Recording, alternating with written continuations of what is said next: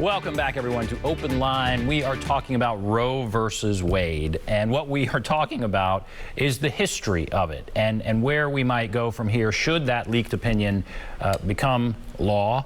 We have with us Dr. John Weil, political science professor at MTSU. And let me start with this question. How common is it for the court to overturn something that prior courts have obviously seen differently? It's neither common nor unheard of. One of the great advantages of law is stability. If you change the law every other day, then you're going to question maybe the basis of any law. But some of the most important cases in our history have overturned decisions. And sometimes the people have done it through constitutional amendment. The Dred Scott decision in 1857 said that African Americans could not be American citizens. And the 13th Amendment, 14th Amendment said not only would they no longer be slaves, but that they were entitled to equal protection, due process, and privileges and immunities. 1954, one of the classic decisions of the 20th century, Brown versus Board of Education overturned Plessy versus Ferguson, which had created racial segregation. 1943, the Supreme Court overturned a case that it had decided just 3 years before, in which it had said that you could require school children to salute the flag even if it was against their religious objections. And in 1943, the court said, hey, we got it wrong. So it happened. Well, and in fact, Tennessee in 1962, the Supreme Court ruled in Baker versus Carr that the issue of state legislative apportionment was justiciable, meaning the court could deal with it. And in a previous decision known as Coldgrove versus Green, the court had said this is a political question. It's not a question that we as a judiciary can handle. So it's not, often they tend to be major cases. But it happens. It's rare, but it happens. And, yes. and that's a good point. If the law changes all the time, then you begin to lose confidence in the law. The law needs stability. So this is rare, but it does happen. And, yes. and certainly you have 5 justices, if they sign on to this opinion, saying that the original decision was just egregiously wrong, like it was just wrongly founded from the very start. Now, during confirmation hearings, several of the justices who are in this had said this is decided law. They said it was decided law, and they seem to give the impression that they wouldn't change Roe versus Wade. And there's at least one senator who felt that way. Should people have taken that from what they said in that confirmation hearing? What are your thoughts about all of that? Confirmation hearings are a little bit like a kabuki dance. The last person who was totally honest, or seemed to be as honest as he could, was Robert Bork, and he didn't get the nomination. He got nominated, but he didn't get confirmed. And most justices, and frankly, when somebody asks, is Roe versus Wade an established case, they're effectively saying, we want to know how you're going to rule in this particular case. And if they phrased it that way, the justice would rightly say, well, I'm not going to comment on a case before me because I need to keep an open mind. So both sides, I've read another decision by Alito just today that deals with actually patent law, which seems very far afield. But the position he takes there, he doesn't say in this decision that precedents aren't important. What he says is that there are cases, particularly where particularly when it deals with the Constitution and constitutional interpretation, where if the court gets it wrong, it's better to remedy the wrong than simply to continue with it. So I don't know. Trump came into office, and he wasn't the first, saying that he hoped to reverse Roe versus Wade. I think one of the things that complicates the current situation is I think there's a strong feeling that Obama should have been able to get Merrick Garland on the Supreme Court during his last year, and that especially if he wasn't able to do that, then the Senate should not have confirmed Amy Coney Barrett in Trump's last year. And so I think the sentiment is almost stronger against that than it is. I don't think the people use lawyer speak. You're rarely going to catch a lawyer in perjury, especially if they're on notice that they could be in perjury. They're going to use language. None of them said we are going to keep Roe versus Wade. They said we believe that Roe versus Wade is the established precedent. Which is that's a factual statement. It is.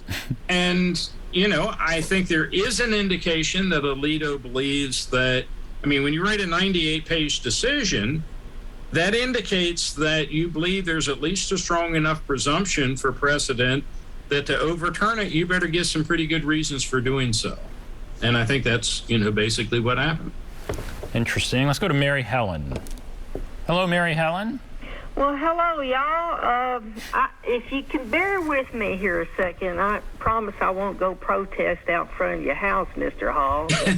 Okay. Let me lay out how I've seen this and followed it over the years. Dr. Val, you just mentioned how, basically Alito's argument.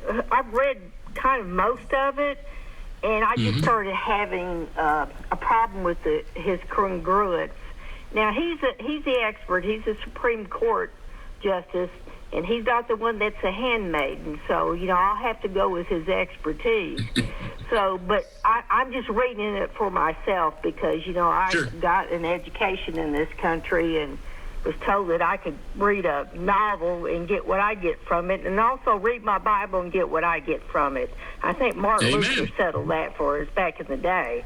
But anyway, when I sat here and read his opinion, I just had a problem, like I said, with the congruence of it. But what you just said about that this should go back to the states because of your elected officials, I think that's relative. Like here in the state of Tennessee, only 26% of qualified voters vote. Now, how is that a representative government, and how is it where if somebody looks like they might win a race, they redistrict, gerrymander, or do whatever they need to do to shut that down? So I think that's a very frail argument until we get that straightened out again.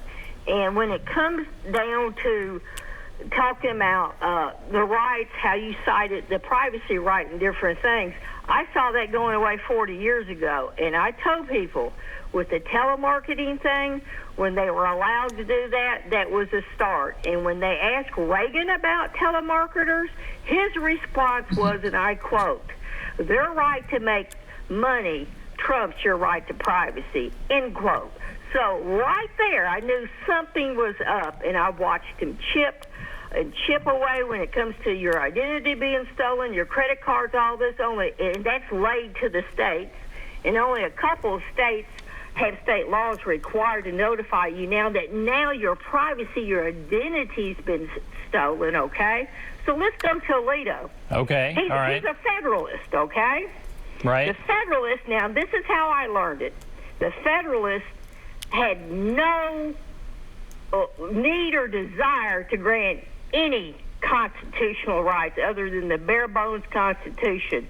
It was the anti-Federalist. And Dr. Bow, correct me if I'm wrong or mixing this all up. It was the anti-Federalists that got us our constitutional rights, the amendments, the Bill of Rights, what we have now. And in saying that, when it came down to when they went back to the states, and this is how I learned it, states' rights is only you're to guarantee as the state the health, education, and welfare of your people. Now, I don't. All right, well, let's talk about states' rights. Where it talks about the unborn citizenry, I'm talking about the here and now, and the present, and that does not include, according to the Federalists, their Constitution, blacks, women, or any other thing. So let me back off on that and respond, please. Yeah, let's talk about that. All right. Yeah. Well, let's talk. She actually has some very good points there. The Federalists were originally, of course, the name of the people who supported adoption of the Constitution. The Anti-Federalists opposed it. And initially, the Federalists said, we have a government of limited powers. We don't need to put in a lot of restraints. And the Anti-Federalists said, basically, we don't want to approve of this until those rights are guaranteed. And actually, James Madison, who was a prominent Federalist at the time, later became a Democratic Republican, but he was actually the one that led the fight for the Bill of Rights in the first Congress. So, she's correct in that sense. I think ultimately the two work together. I don't think Federalists were, and neither at the time, unfortunately, were strong advocates of votes for women or freeing the slaves or, giving the rights to minorities that we would today. In terms of the right to privacy, one of the things that Alito points out in his opinion is the right to privacy can be interpreted in a lot of different ways. The way Mary Helen is describing it is of concern to me too, which is, how much information do people have on us? How intrusive can they be? Alito says, well, this is a different situation because it actually involves, potential life. But both of those are good points that she's made. Very interesting. All right, we're going to take a break. Mary Helen, thanks for the call. We'll take a break. If you want to call in, there is the number. See it right down there, 615-737-PLUS. We'll take a break. Be back right after this.